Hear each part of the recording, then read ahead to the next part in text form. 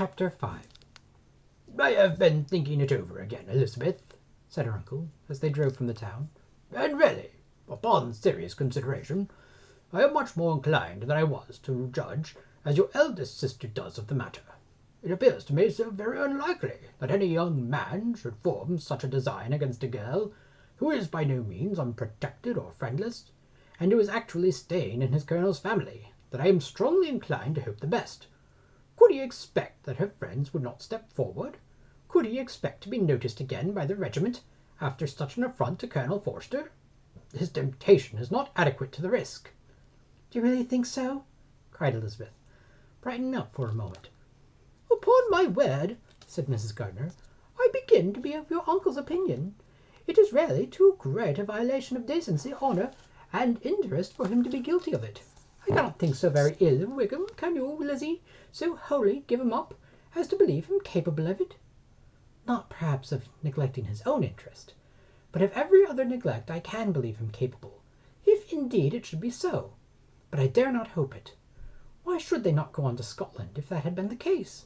"In the first place," replied Mr. Gardiner, "there is no absolute proof that they are not gone to Scotland."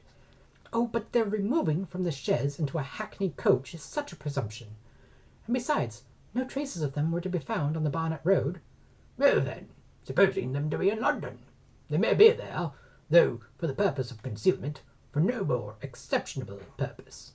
It is not likely that money should be very abundant on either side, and it might strike them that they could be more economically, though less expeditiously, married in London than in Scotland." "But why all this secrecy? Why any fear of detection? Why must their marriage be private? Oh, no, this is not likely. His most particular friend, you see by Jane's account, was persuaded of his never intending to marry her. Wickham will never marry a woman without some money. He cannot afford it. And what he claims as Lydia, what attractions has she beyond youth, health, and good humour that could make him, for her sake, forego every chance of benefiting him by marrying well? As to what restraint the apprehension of disgrace in the corps might throw on a dishonourable elopement with her I am not able to judge, for I know nothing of the effects that such a step might produce. But as to your other objection, I am afraid it will hardly hold good. Lydia has no brothers to step forward, and you might imagine from my father's behaviour, from his indolence and the little attention he has ever seemed to give to what was going forward in his family, that he would do as little, and think as little about it as any father could do in such a matter." "But can you think that Lydia is so lost to everything but love of him, as to consent to live with him on any other terms than marriage?" "It does seem, and that is most shocking indeed," replied Elizabeth, with tears in her eyes, "that a sister's sense of decency and virtue in such a point should admit of doubt. But really, I know not what to say. Perhaps I am not doing her justice, but she is very young. She has never been taught to think on serious subjects, and for the last half year, nay, for a 12-month, she has been given up to nothing but amusement and vanity. She has been allowed to dispose of her time in the most idle and frivolous manner, and to adopt any opinions that came in her way. Since the and shire were first quartered in Meryton, nothing but love, flirtation, and officers have been in her head. She has been doing everything in her power by thinking and talking on the subject to give greater, what shall I call it, susceptibility to her feelings, which are naturally lively enough.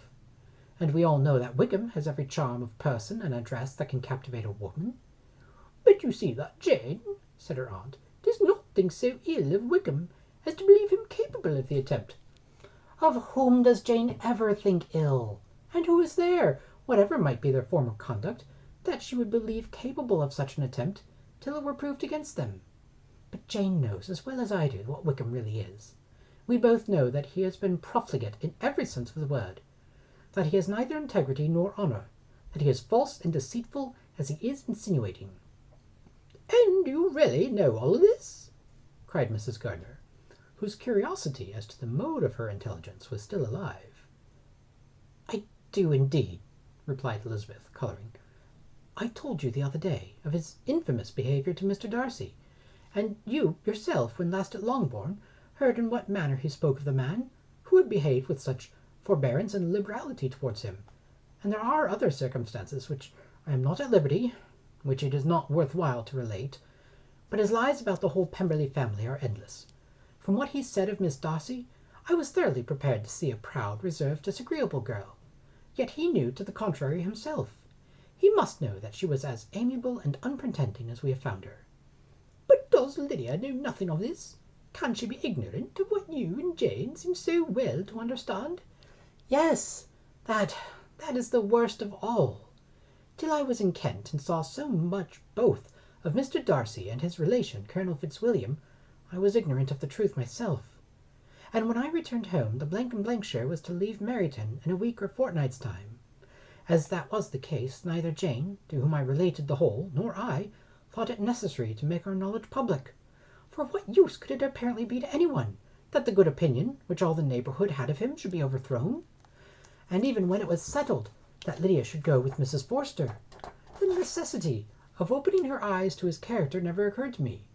That she could be in any danger from the deception never entered my head. That such a consequence as this would ensue, you may easily believe, was far enough from my thoughts. When they all removed to Brighton, therefore, you had no reason, I suppose, to believe them fond of each other. Not the slightest. I can remember no symptom of affection on either side, and had anything of the kind been perceptible, you must be aware that ours is not a family on which it could be thrown away.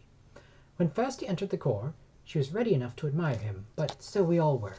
Every girl in or near Meryton was out of her senses about him for the first 2 months, but he never distinguished her by any particular attention, and consequently, after a moderate period of extravagant and wild admiration, her fancy for him gave way, and others of the regiment, who treated her with more distinction, again became her favourites.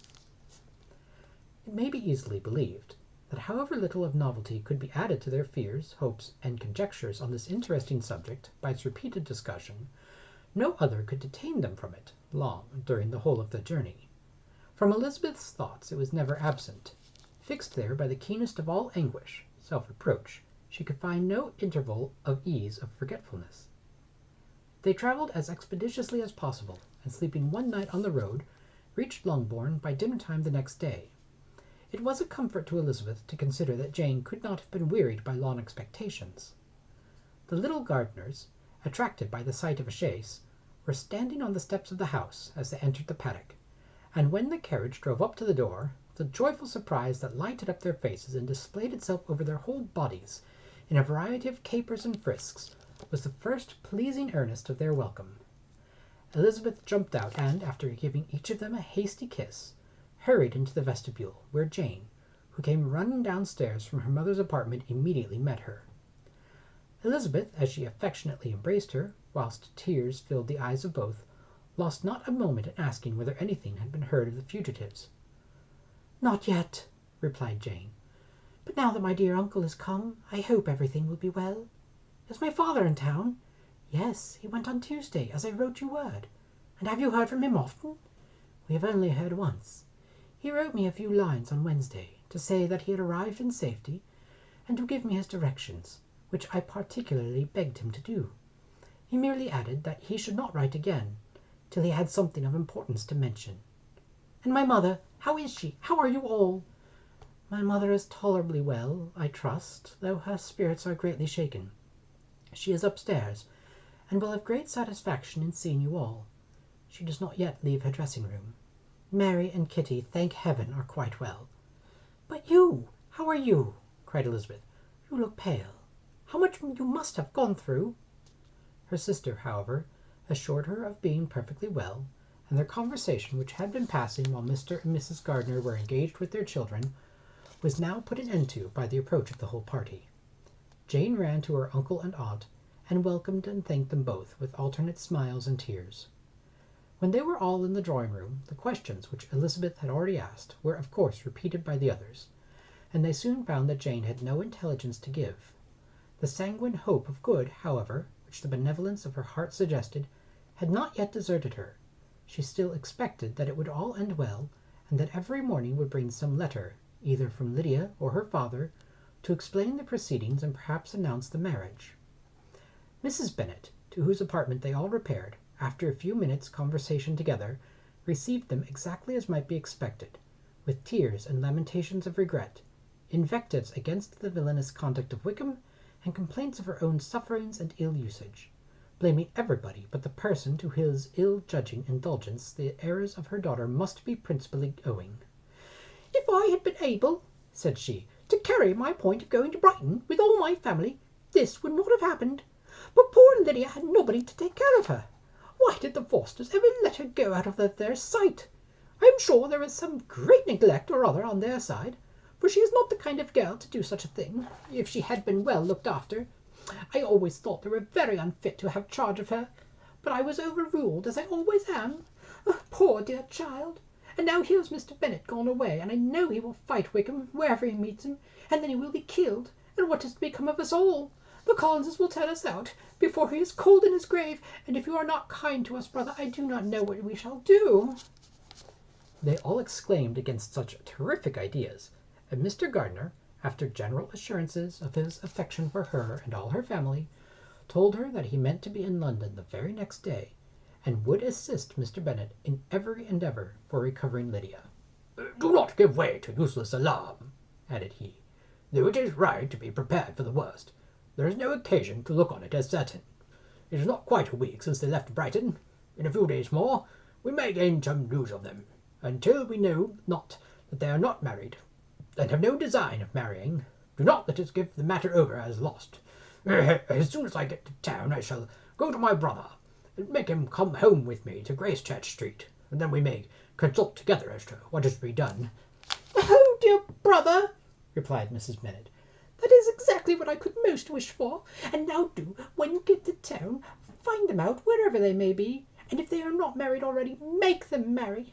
And as for wedding clothes, do not let them wait for that, but tell Lydia she shall have as much money as she chooses to buy them after they are married.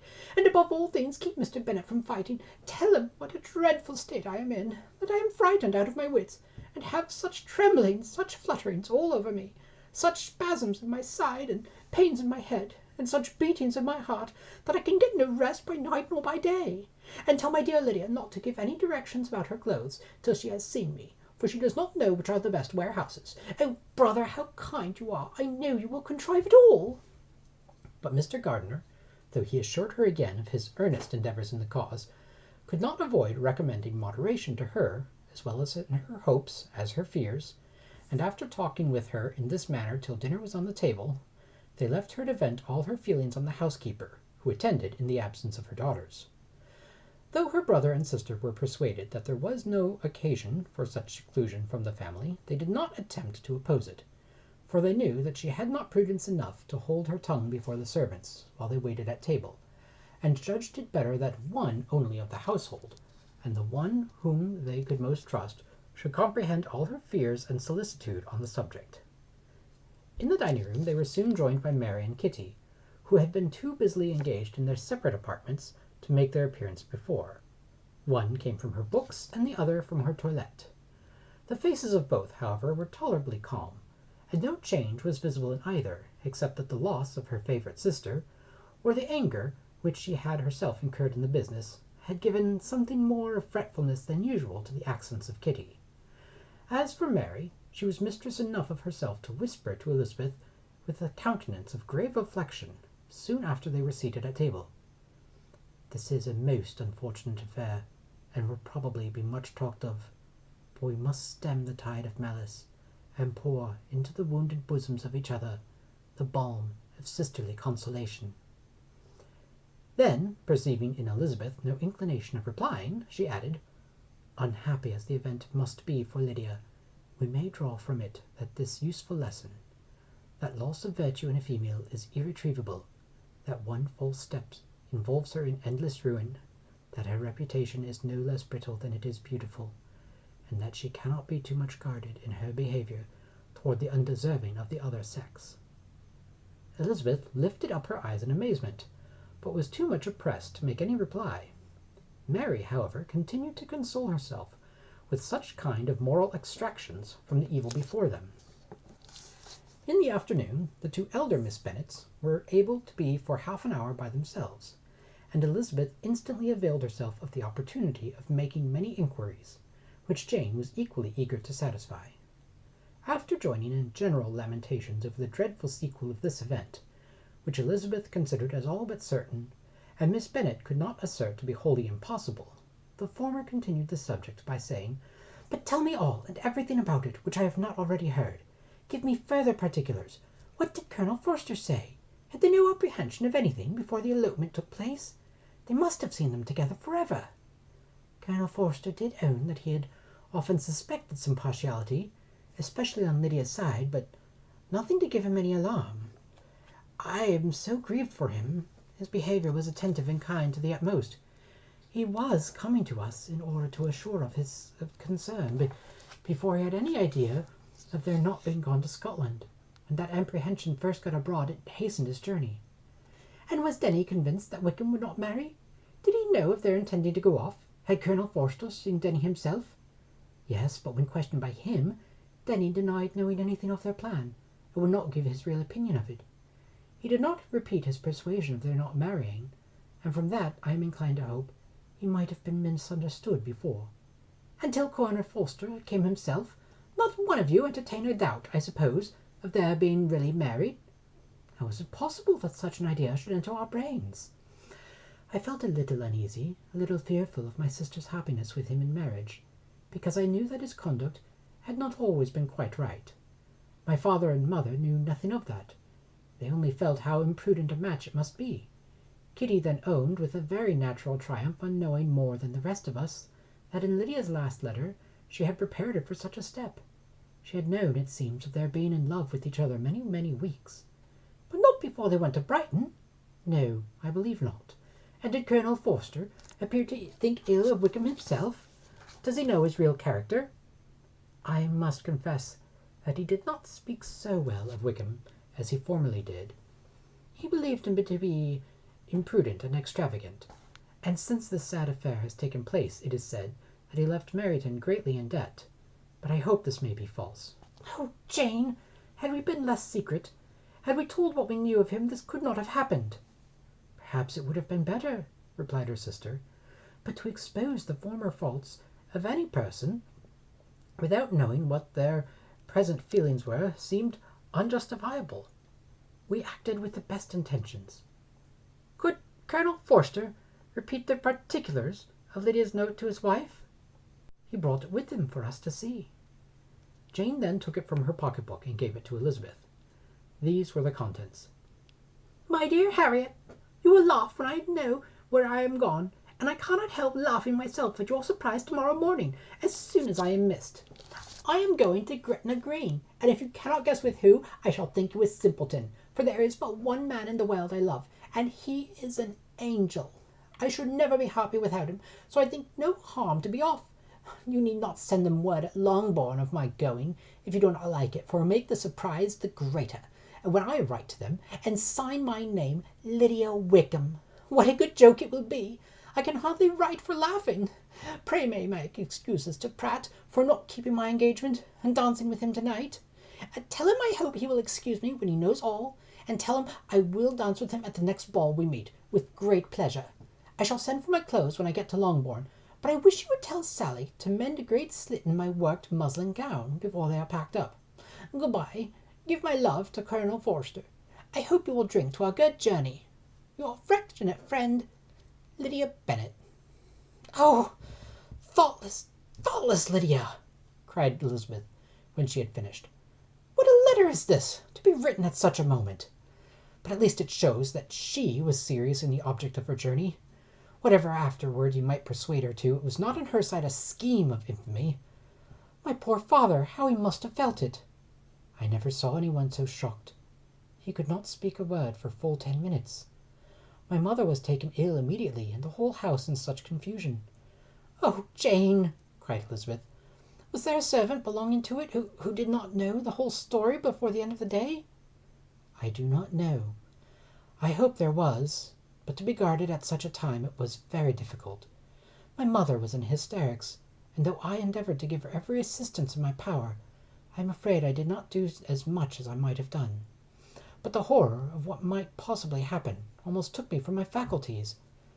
Your attendance upon her has been too much for you. You do not look well. Oh, that I had been with you! You have had every care and anxiety upon yourself alone. Mary and Kitty have been very kind, and would have shared in every fatigue, I am sure, but I did not think it right for either of them. Kitty is slight and delicate, and Mary studies so much that her hours of repose should not be broken in on. My Aunt Phillips came to Longbourn on Tuesday after my father went away, and was so good as to stay till Thursday with us. She was of great use and comfort to us all, and Lady Lucas has been very kind. She walked here on Wednesday morning to console with us, and offered her services, or any of her daughters, if they could be of any use to us. She had better have stayed at home, cried Elizabeth. Perhaps she meant well, but under such a misfortune as this, one cannot see too little of one's neighbours. Assistance is impossible, condolence insufferable. Let them triumph over us at a distance and be satisfied.